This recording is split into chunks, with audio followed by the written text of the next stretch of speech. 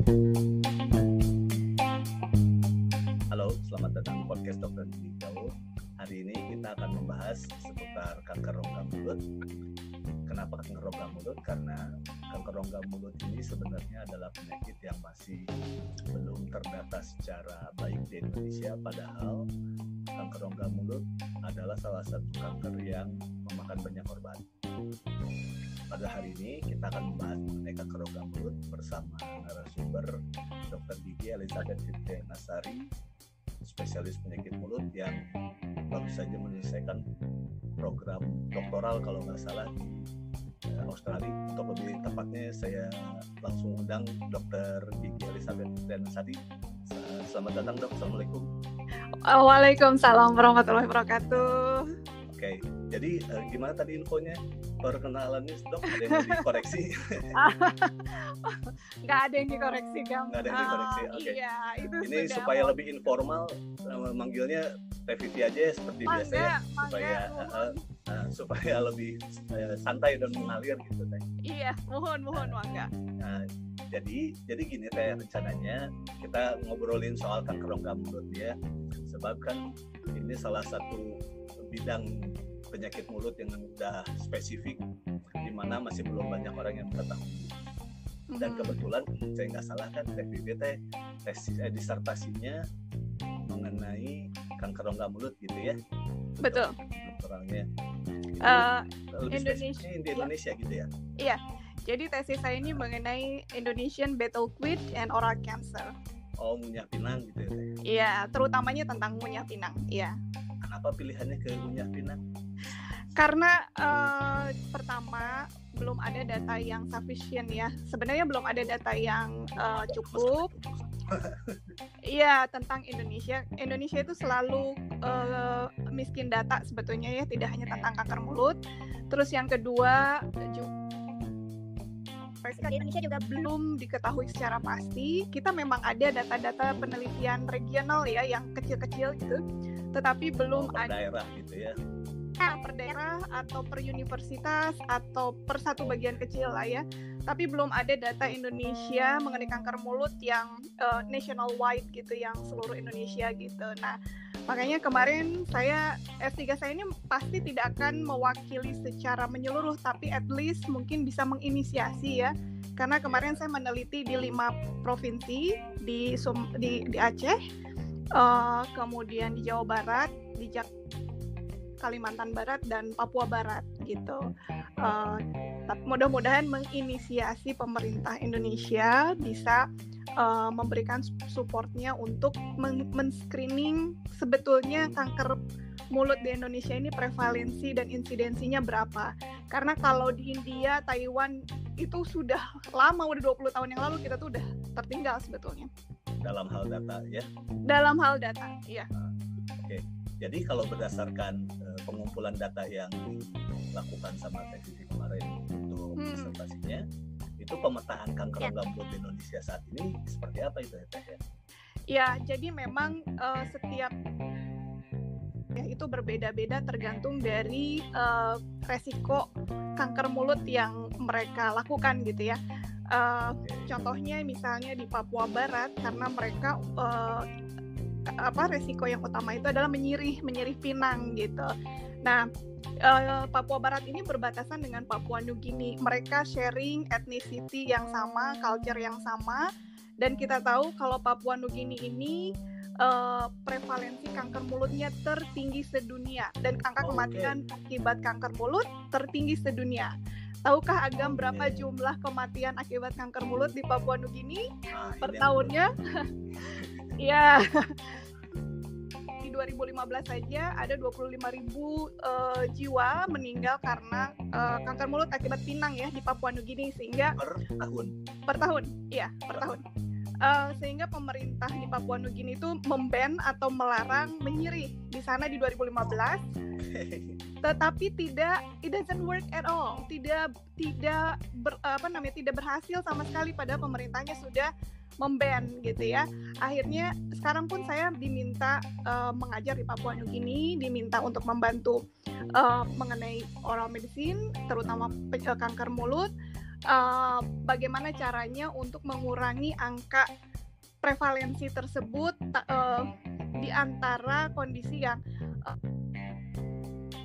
ya tidak bisa menurut ya, karena memang itu kaitannya dengan culture, dengan agama, dengan ekonomi juga gitu. Jadi susah memang. Itu kebayang kalau 25.000 kasus kematian per tahun, kasusnya nggak matinya berapa ya? Iya. Dan keseluruhannya. Iya. Ya. Yang tidak terdata mungkin juga lebih banyak, dan juga ini kan sebetulnya sebagai bom waktu di masa yang akan datang, dan dekat sekali dengan Papua Barat. Jadi angka kemarin hasil penelitian saya, Papua Barat juga memiliki prevalensi oral premalignant disorder, oral submucous fibrosis ya, prekanker yang berkaitan dengan menyirih, angkanya tertinggi di antara 5 provinsi yang lain gitu. Terus prevalensi, kalau jumlah kematian dibandingkan dengan yang provinsi lain sebagai ini sumber datanya, Papua Barat termasuk. Nah, kemarin tidak melakukan angka kematian, jadi hanya prevalensi dan insidensi, jadi angka kasus baru dan kasus lama saja, karena memang surveinya juga survei yang tidak long term, jadi hanya cross sectional survey. Jadi hanya memotret saja apa sih yang sedang terjadi dan sebelumnya gitu ya. Nah, Papua Barat itu yang paling tinggi, kemudian yang tinggi kedua itu Kalimantan Barat, dan itu kaitannya dengan menyirih dan minum alkohol. Jadi ya menarik ya, kalau saya lihat di daerah-daerah itu tidak hanya mereka punya faktor resiko menyirih, tapi juga mereka biasa membuat minuman beralkohol tapi tradisional, Gam. Iya, benar. Dan harganya murah sekali, itu bisa Rp1.000, Rp2.000, tetapi kadar alkoholnya bisa lebih dari 70%. Can you imagine that? Ya. Kayak minum antiseptik aja itu mah. Kayaknya lebih ya. Kebakar. Tetapi itu kondisi kanker rongga mulutnya disertai dengan kerusakan jaringan mukosalnya juga. Iya betul. Karena itu ya alkohol tadi ya.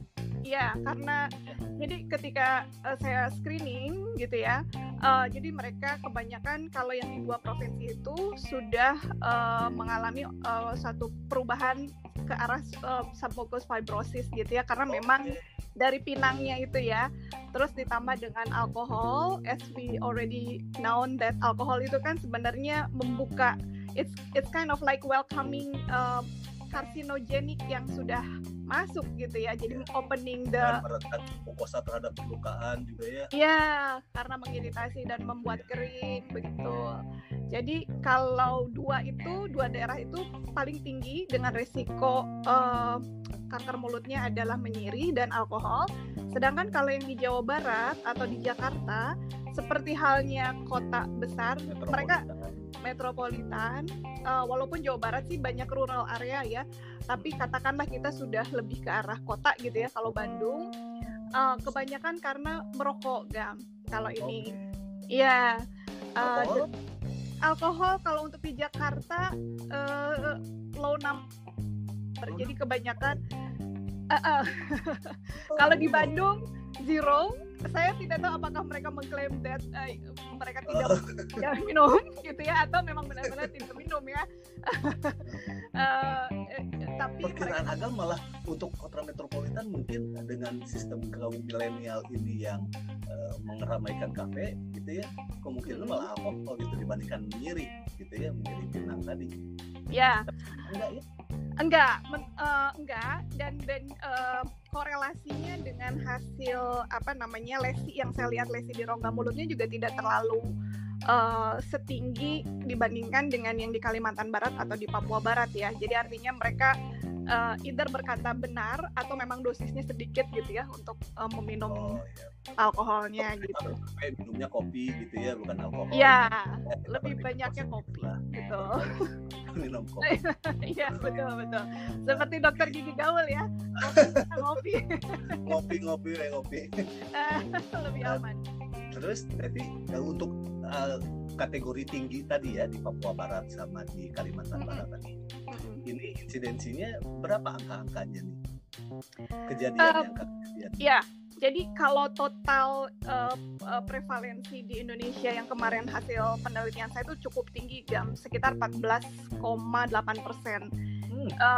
Lebih tinggi dibandingkan prevalensi di Jepang dan di Taiwan. Waktu itu saya membandingkan dengan dua negara itu ya. Tetapi again, I don't think it is comparable karena mereka melakukan screening nationwide ya, seluruh negara, seluruh seluruh penduduknya, sekitar 4 juta atau 5 juta yang di screening, sedangkan yang saya lakukan hanya 1.000 gitu ya. Tetapi ini bisa menjadi satu inisiasi seharusnya memperlihatkan bahwa prevalensi kanker mulut atau prekanker di Indonesia itu tinggi gitu ya. Kemudian ketika saya lakukan screening, ada 2 orang yang sudah terdiagnosa kanker gitu. Jadi itu di daerah kalau TVV mah fokusnya ke OPMD gitu ya, oral pre-malignant disorder ya. Iya, dua-duanya sebetulnya, oral pre-malignant disorder dengan oral cancer. Iya, tetapi ketika di screening itu temukan OPMD-nya yang dominan, betul. OPMD yang dominan, tetapi as you know, kalau oral pre-malignant disorder ini kalau dibiarkan mereka melakukan resiko terus-menerus, akhirnya kan kita menjadi bom waktu di tahun-tahun yang akan datang, yaitu akan menjadi kanker mulut gitu. Tinggal tahun-tahun aja itu mayatnya ya. Tinggal tahun-tahun, ya betul. Karena memang berpotensi ke arah kanker mulut lah intinya gitu ya. Nah, kalau per regional, prevalensinya memang yang paling tinggi sekitar 40%-nya di Papua Barat gitu, karena menyirih tadi. Dan saya pun melakukan penelitian mengenai sirih package dari 4 provinsi tersebut, dan saya bandingkan di laboratorium, jadi menggunakan HPLC and GCMS, high pressure liquid chromatography, pengen tahu bener nggak sih si sirih dari Indonesia ini ada faktor penyebab kankernya gitu ya, yang karsinogeniknya. Dan memang ketika dibandingkan, hasilnya yang di Papua Barat tuh yang paling tinggi, arekanatnya, pinangnya itu dan paket menyirihnya itu lebih karsinogenik lah istilahnya ya, dibanding dari Kalimantan Barat atau Sumatera Utara dan Banda Aceh. Waktu itu saya ambilnya dari sana. Ini arekanatnya ya, bukan pembungkusnya itu ya, daunnya ya. Kalau daunnya tuh kan sirihnya sih sebenarnya banyak mengandung polifenol atau banyak mengandung antioksidan yang bisa mencegah kanker sebenarnya gitu ya. Tetapi si paketnya itu terutama arekanat dan kap. Lagi itu kalau di Papua Barat ada yang namanya si stem inflorescence. Jadi dia mengandung satu bahan toksin yang cukup tinggi, gitu. Nah, sedangkan di bagian yang lain tidak, di Kalimantan Barat atau Sumatera Utara dia tidak menggunakan itu, tidak menggunakan stem inflorescence. Jadi stem inflorescence itu salah satu faktornya ya, yang membedakan. Iya, betul. Berarti tetapi sebentar. Justru Kalimantan Barat ya, padahal di Pekanbaru nih untuk Sumatera ukurannya sendiri kegiatan menyirih dan mengunyah pinang ini padahal cukup tinggi juga loh. Cukup tinggi ya. Insidensinya nggak tinggi ya. Mungkin karena pengumpulannya. Kalau Pekanbaru saya belum ke sana, mungkin nanti kita next ke sana Gam ya, kita screening. Jalan-jalan ya ke sini. Sambil screening kanker mulut boleh Gam. Ya, soalnya ini daerah-daerah kabupatennya kalau yang Agam lihat ya kan, soalnya Agam udah ke beberapa kabupaten dari sekitar 11, Agam di Riau ini udah hampir 4 atau 5. Rata-rata ketemunya yaitu menyirih pinang gitu, iya. Karena daerah-daerah tepian ini, perifer nih rata-rata kerjaannya hanya berladang, itu sawit dan nggak banyak kerjaan, akhirnya pelariannya ke menyirih, betul. Sosialisasi gitu, ngobrol-ngobrol, betul, gitu, kelakuannya gitu ya. Iya. Lakukan gitu. Iya, jadi habit sih memang ya, dan sebetulnya yang jadi challenge itu adalah bagaimana mengedukasi mereka supaya let's say lah, mungkin di generasi yang sekarang agak susah untuk merubah, tapi untuk next generation-nya akan lebih baik lah gitu ya. At least mereka tidak menurunkan kepada anak-anaknya. Karena kalau di Papua Barat, si anak-anaknya itu diajarkan untuk menyirih di usia yang sangat muda, Gam. Jadi di usia 4 tahun, 5 tahun mereka sudah diajarkan. Bangun itu tujuannya? Kenapa mereka beliefnya, kepercayaannya bahwa itu bisa menguatkan gigi gitu? Iya, satu menguatkan gigi, kemudian kan ada memang mengandung aditif ya, jadi memang bikin seger kayak kopi gitu. Jadi mereka nggak bisa memulai waktu tanpa menyirih dulu. Jadi it's kind of like opening the day with sugesti itu mah ya. Iya. Sugesti juga berperan, makanya sulit berubahnya. Iya, jadi culture lah. Jadi culture yang nggak bisa dilepas gitu ya.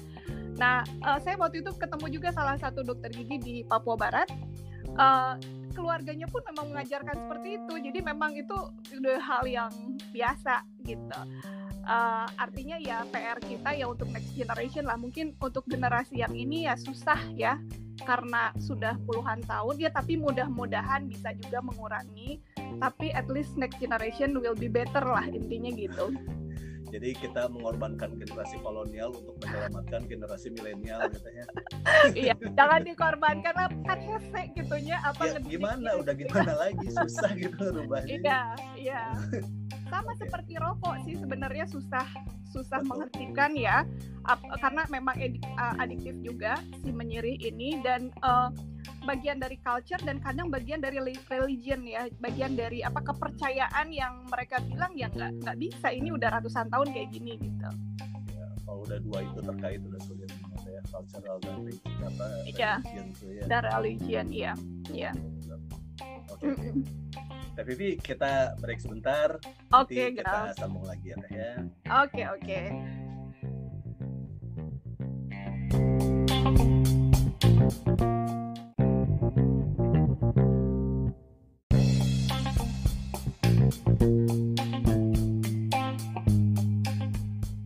Halo, kembali lagi di podcast Dokter Gigi Gaul. Kita lanjutkan lagi mengenai pembahasan kanker rongga mulut. Seperti yang sebelumnya sudah disebutkan bahwa insidensi kanker rongga mulut di Indonesia yang cukup tinggi, dan tadi kita juga ada membahas beberapa faktor risiko. Melanjutkan yang sebelumnya, halo Dokter Teh Vivi. Dokter lagi. Jadi kalau untuk Indonesia sendiri, sebenarnya faktor risiko yang cukup potensial untuk ke arah OPMD, lesi-lesi OPMD atau lesi prekanker tadi, dan ke arah oral cancer tadi, ini yang dominannya apa? Battlefield dan Arekana tadi kah atau apa nih? Iya, jadi untuk kalau untuk Indonesia itu sebetulnya tergantung regionnya ya. Jadi kalau kesimpulannya, kalau di daerah yang lebih ke urban atau daerah kota, karena mereka sudah tidak ada kebiasaan menyirih, jadi umumnya mereka ini kalau kaitannya dengan kanker mulut adalah resiko merokok ya yang paling utama, tembakau ya. Saya menemukan banyak orang pre-malignant disorder dari pasien-pasien yang di screening di Bandung ya, di Jawa Barat tuh paling tinggi dibandingkan yang di Jakarta. Kemudian kalau yang di regional, ya itu tadi terkait dengan faktor resiko menyirih kebanyakan kalau di Indonesia ya. Jadi di Papua Barat, Kalimantan Barat, dan Banda Aceh. Walaupun Banda Aceh ini mix antara urban dan non-urban, antara rural. Beberapa masih menyirih, tapi beberapa sudah lebih ke arah modern style yang meninggalkan dan akhirnya milih rokok, tapi nggak benar juga gitu ya. Cuman kalau Aceh ini lebih ke mix mungkin ya, tidak salah satu gitu yang paling banyak, dan mereka tidak karena mungkin lebih memegang Islamnya lebih kuat, jadi tidak ada yang minum alkohol gitu. Oh ya, kalau itu sih masuk akal ya. Iya. Untuk Aceh. Iya mungkin nggak boleh lagi, mungkin nggak boleh ya, pemerintahnya tidak memperbolehkan kali. Mungkin dengan syarat dan ketentuan berlaku kayak operator gitu ya. Iya. Boleh, tapi jangan terlihat publik gitu atau terlihat gitu ya, mungkin dengan itu sedikit. Saya juga belum tahu kebijakannya seperti apa. Iya. Tapi yang menarik justru ini Teh. Saya jadi pengen ngebahas bahwa ini penelitiannya pada subjeknya ini mereka hanya mengunyah aja tanpa kombinasi, misalnya mengunyah dan merokok gitu, atau mengunyah dan minum alkohol. Jadi penelitiannya sih bisa kombinasi. Jadi ada yang memang pure merokok atau memang pure salah alkohol, satu aja melakukan salah satu aja, atau pure mengunyah sirih, atau kombinasi dari kedua-duanya. Nah, ketika saya dapatkan data, kemudian saya lakukan statistical analysis untuk multivariate. Jadi kalau yang tentu yang kombinasi itu yang paling tinggi gitu. Tetapi kalau yang yang paling tinggi menyebabkan kanker mulut atau prekanker itu adalah minum alkohol. Yang kedua menyirih, yang ketiga smoking gitu. Oke. Jadi kalau dia udah merokok, baru minum alkohol, nyirih, udah ya siap-siap. Ditumpuk ya. Oke. Itu untuk si faktor-faktor resikonya gitu ya, dan yang kita bahas. Sekarang untuk pemeriksaannya sendiri yang dilakukannya seperti apa metode yang dilakukan? Klinis aja kah, atau ada pemeriksaan penunjang juga kah, atau gimana? Iya, jadi sebetulnya kalau untuk kanker tidak hanya kanker mulut ya, baik kanker rahim atau kanker payudara, sebenarnya yang paling pemeriksaan yang paling applicable, reliable itu adalah pemeriksaan klinis gitu ya. Apalagi untuk di rongga mulut itu tidak menyebabkan sakit, cukup pasiennya buka mulut kan gitu ya, kita lihat. Tetapi the problem is nggak semua dokter gigi bisa melakukan screening kanker mulut. Itu yang jadi masalah. Itu yang pertama. Sering miss-nya di situ karena dokter gigi hanya fokus kepada gigi gitu. Karena gelarnya dokter gigi. Betul. Padahal di situ ada jaringan lunak yang dokter gigi itu bisa save other people life. Saya selalu bilang bahwa dokter gigi ini bisa menjadi front line untuk kanker mulut. Seperti halnya dokter umum, mereka menjadi front line untuk pemeriksaan kanker serviks atau kanker payudara ya gitu. Nah, dokter gigi bisa menjadi front line terutama yang di puskesmas untuk pemeriksaan kanker mulut secara dini. Nah, ini yang penting, paling penting sebenarnya. Pemeriksaannya pun cuma 2 atau 3 menit kalau dokter gigi ini tahu cara melakukan pemeriksaan yang proper, yang benar, dan mengedukasi pasien. Ini kalau masih ditemukan pada tahap oral premalignant disorder atau prakanker, itu kita bisa melakukan treatment kan gitu ya, dan mencegah merubah menjadi kanker mulut. Itu sih yang penting sebetulnya. Tindakan preventifnya akan lebih efektif nantinya. Oh, jauh lebih efektif. Saya waktu di Papua Barat melakukan biopsi sekalian eksisi karena di sana saya menemukan banyak OPMD premalignant yang prekanker, dan alhamdulillah sampai sekarang diobservasi saya menemukan satu pasien yang dia punya resiko menyirih, minum alkohol dan merokok, dan ada tilu-tilu naya gitu ya. Tiga-tiganya lengkap itu mah ya. Lengkap. Dan satu hal udah tua ya, 65 tahun. Iya. Faktor resiko itu ya. Faktor resiko. Yang ditemukan adalah PVL, verrucous leukoplakia yang transformasi ke arah keganasannya sangat tinggi gitu. Nah, waktu itu saya telepon supervisor saya dan mereka bilang, ayo kamu, karena kamu punya dentist registration di sana, oral medicine specialist, ambil lesi sebanyak-banyaknya untuk save people life gitu ya. Kemudian saya eksisi dan saya follow up setiap tahun. Alhamdulillah sampai tahun kelima tidak ada perkembangan ke arah CA. Walaupun kalau di teori si PVL ini harusnya dia transformasi ke cancer itu setahun paling lambat gitu. Jadi karena padahal kanker rongga mulut ini kan rata-rata survival rate memang kurang dari 5 tahun gitu ya. Iya, kurang, masih 50%. Rata-rata 1-2 tahun lah. Iya.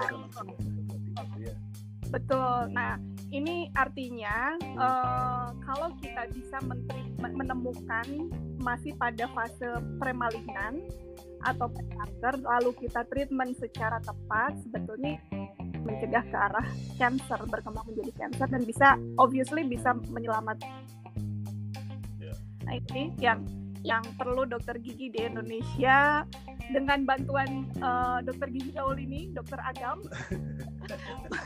Ya harus. Ini dokter gigi nih teh, kalau kemarin saya sempat ngebahas sama kawan yang lain bahwa rumah sakitnya RSGM, rumah sakit gigi mulut, tapi operatornya dokter gigi aja, kan lucu. Harusnya iya. dokter gigi mulut harusnya ya. Dokter Kayak rumah gigi sakit paru banyaknya dokter paru gitu kan. Kalau rumah sakit mata banyaknya dokter mata. RSGM tuh gigi mulut harusnya dokternya dokter gigi mulut, dan dokter gigi aja isinya. Makanya mereka jadi kurang perhatian sama isi mulut yang lain, padahal gigi mah cuma 25% mungkin dari total isi mulut, ada lidah, ada mukosa, Iya, betul. Berpotensi sama besarnya untuk menimbulkan masalah kesehatan gigi. Iya, betul. Ya. Makanya itu kita dibilangnya dokter ya. Artinya kan ada kaitan dengan quality of life-nya manusia ya gitu. Ya, jadi quality of life gitu ya. Kondisi kesehatan secara umum, secara sistemik pun terkait dengan apa yang kita lakukan di rongga mulut gitu ya. Jadi nggak hanya fokus ke giginya saja lah, intinya gitu. Oke, untuk penutupnya nih terakhir mungkin ya untuk sesi ini. Kan tadi sudah dibicarakan bahwa kita bisa improving quality of life, patient life gitu ya, dengan melakukan tindakan pencegahan di tahap lesi-lesi OPMD, oral premalignant disorder tadi, pada saat dia masih menuju ke arah cancer. Nah, untuk langkah pencegahannya ini yang efektifnya sebenarnya seperti apa nih? Ya, tentu dari TFV gitu ya. Iya. Pencegahan adalah screening berkala ya, sama seperti kanker payudara atau kanker serviks gitu kan, adanya screening berkala. Kalau kanker serviks tiap 2 tahun sekali harus pap smear kan. Artinya kanker mulut pun perlu dilakukan screening berkala per 1 tahun atau per 6 bulan. Kita lihat kondisi lesi-lesi yang ada di dalam rongga mulut. Yang kedua adalah mengedukasi pasien mengenai faktor resiko tadi gitu. Jadi masih banyak orang yang nggak ngerti kaitan kanker mulut dengan merokok, menyirih, atau minum alkohol, atau mungkin ada hal lain ya. Misalnya kalau untuk yang di lips ada kaitannya dengan matahari, sunburn, sinar matahari. Kemudian juga ada yang juga kaitannya dengan oral hygiene dan socioeconomic status, itu nanti panjang ya. Tetapi yang major risk factor-nya itu adalah merokok, menyirih, dan alkohol. Itu yang 3 major risk factor. Jadi kalau masyarakatnya sudah teredukasi dan melakukan screening, artinya dokter giginya juga harus siap dong untuk bisa melakukan screening kanker mulut yang dengan baik gitu. Berarti nggak cuma edukasi ke masyarakat, tapi edukasi ke dokter gigi ya. Screening gitu ya. Ya. Surprisingly or not surprisingly, sebetulnya ketika saya melakukan screening di 5 provinsi, saya itu kan sekaligus memberikan training kepada dokter gigi dan juga survei kepada dokter dan experience mereka mengenai oral cancer early screening. Hanya 30%, less than 30% dari mereka itu memahami cara melakukan screening kanker mulut. Jadi sangat-sangat minim ya. Ini masukan yang bagus juga nih ya, hasil dari penelitian sampingannya TFV. Iya. Iya. Jadi memang tadi itu ya, kita harus mengedukasi. Pencegahan yang utama sih mengedukasi. Kan, memberikan pengetahuan nih, semakin orang tahu semakin, rata-rata kan gitu, kalau orang makin tahu makin takut gitu ya. Saya dulu mah pas jadi dokter gigi umum kayaknya sembarangan aja gitu, berada kerudung. Sekarang mah mau ngapa-ngapain teh banyak mikir kayak gitu. Soalnya katanya kan makin banyak ininya yang tahunya. Jadi banyak pertimbangan ini itu. Banyak pertimbangan ya. Banyak yang protes pasiennya, dulu mah dokter main antem-antem aja katanya. Kok sekarang banyak ini banget dok, timbang sana timbang sini, tunggu ini tunggu itu, periksa ini periksa itu. Ya mau gimana lagi, memang kalau orang makin banyak tahu sih, kalau menurut saya akan makin takut. Tapi kalau itu memang SOP, memang seharusnya dilakukan ya. Betul. Itu sebenarnya untuk memproteksi pasien sendiri gitu. Sebenarnya itu kuncinya SOP. Sebenarnya itu adalah SOP yang sering dilompati waktu masih belum tahunya gitu kan. Mau cabut gigi jarang Nancy gitu ya. Ini kalau terkait dengan dokter gigi umumnya gitu ya, kedokteran umum, dokter gigi umum. Kan yang penting kelihatan baik. sikat gitu, atau lupa bahwa mungkin punya DM, mungkin punya ini gitu ya, yang harus diperiksa dulu. Harusnya periksa dulu, betul. Kalau dibandingkan dengan dokter gigi di Australia, di sini di Melbourne, mereka sangat hati-hati dengan SOP gitu, karena memang yang utama adalah memproteksi pasien, dan di sini kalau ada kesalahan, pasien bisa mensue ya, bisa menuntut dokter giginya dengan harga yang luar biasa. Jelas gitu ya. Iya, tinggi. Iya, betul. Biasa gitu ya. Betul, betul. Itu yang sebenarnya juga mungkin harus menjadi perhatian di Indonesia ya. Iya, betul. Dan kesalahannya juga kalau menurut saya sih memang karena edukasi hak pasiennya juga kurang. Jadi dokter di Indonesia pun masih dalam batas yang belum sesuai SOP-nya, masih besar lah gitu ya. Angka kejadian mereka itu karena mereka menganggap bahwa pasien nggak tahu dan mereka bisa melakukan hal ini hal itu gitu terkait. Iya, betul. Oke. Iya. Jadi sebagai penutup ini sedikit kita rangkum ulang bahwa sebenarnya di Indonesia ini insidensi kanker rongga mulut sudah cukup tinggi terkait dengan faktor-faktor resiko yang ada di beberapa regional Indonesia, daerah di Indonesia, karena terkait dengan kultural dan religiusnya tadi, seperti menyisiri, gitu ya. Betul. Ditambah faktor alkohol, minuman alkohol lokal dengan kadar yang nggak masuk akal, gitu ya. Betul. Dan ini di masyarakat. Jangan lupa juga Gam, 90 juta penduduk Indonesia ini perokok. Itu data dari Departemen Kesehatan. Jadi 1/3 of Indonesian population, sepertiga dari gitu. Jadi bisa kebayang potensi kanker mulutnya, artinya prevalensinya mungkin sudah banyak, dan potensi ke depannya kalau tidak dihentikan atau kita tidak mengedukasi ya akan seperti bom waktu sih sebetulnya gitu. Oke. Selalu menyenangkan berbicara dengan orang yang antusias akan suatu bidang karena mengerti gitu. Oke, terima kasih untuk Teh Vivi atas informasi dan sedikit pengetahuan mengenai kanker rongga mulut yang telah diberikan.